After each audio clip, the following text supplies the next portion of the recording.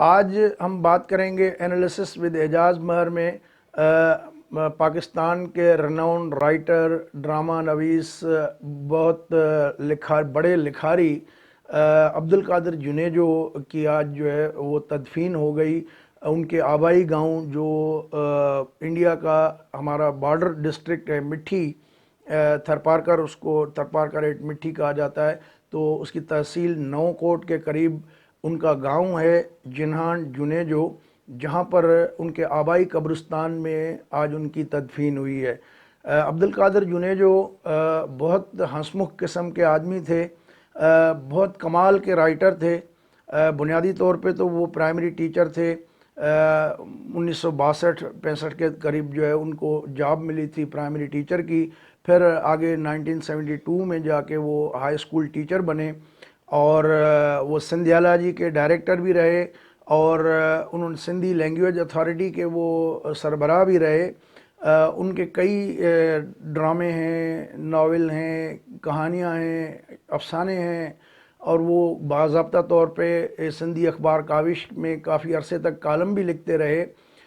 تو وہ کچھ عرصے سے بیمار تھے، اور جو ہے وہ کل پیر کے روز ان کی ڈیتھ ہوئی حیدرآباد کے ایک اسپتال میں۔ 75 سال جو ہے ان کی عمر تھی۔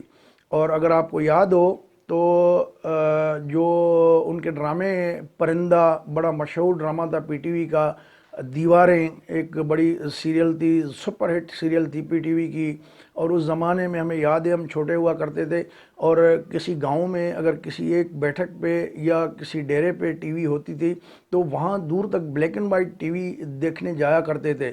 تو بڑی پاپولر قسم کی وہ سیریز تھی، اور چھوٹی سی دنیا بھی ایک ان کا ڈرامہ تھا، اور جو ہے اور اس طرح کے کئی انہوں نے میرے خیال میں 13 کے قریب جو ہے وہ ڈرامے لکھے تھے جو پی ٹی وی نے نشر کیے تھے۔ باقی اور جو پرائیویٹ ٹی وی چینلز ہیں ان کے لیے بھی انہوں نے کنٹریبیوٹ کیا۔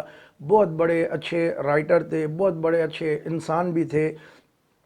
وہ جو ہے ہم سے جدا ہو گئے، 75 سال ان کی عمر تھی، اور یہ بھی رپورٹس آئی ہیں کہ کرونا وائرس کی وجہ سے جو ان کی فیونرلز تھیں اس کے حوالے سے بڑا ان کو محدود پیمانے کے ان کے لواحقین کو کہا گیا کہ اتنی جو ہے وہ رسومات کو محدود رکھیں، اس میں لوگوں کی جو ہے ان کو روکا بھی گیا کافی لوگوں کو۔ اس وقت ان کے جو گاؤں ہے جنہان جنیجو، وہاں پر ان کے بیٹے جو ہے سارنگ موجود ہیں، ان کے بھتیجے بھی جو وہاں تعزیتیں وصول کر رہے ہیں۔ تو ہم دعا کرتے ہیں کہ اللہ تعالیٰ ان کی مغفرت فرمائے، اور پاکستان آج ایک بہت اچھے اور سچے لکھاری سے محروم ہو گیا، کہ اللہ تعالیٰ ان کے جنت الفردوس میں جگہ عطا کرے اور ان کے درجات جو ہے بلند فرمائے۔ اگر آپ کو یہ ویڈیو اچھی لگی ہو تو دوستوں کے ساتھ شیئر کریں، اور ہمارے چینل کو سبسکرائب بھی کریں۔ اگلی ویڈیو میں پھر ملیں گے، اس وقت تک اجازت، اللہ حافظ۔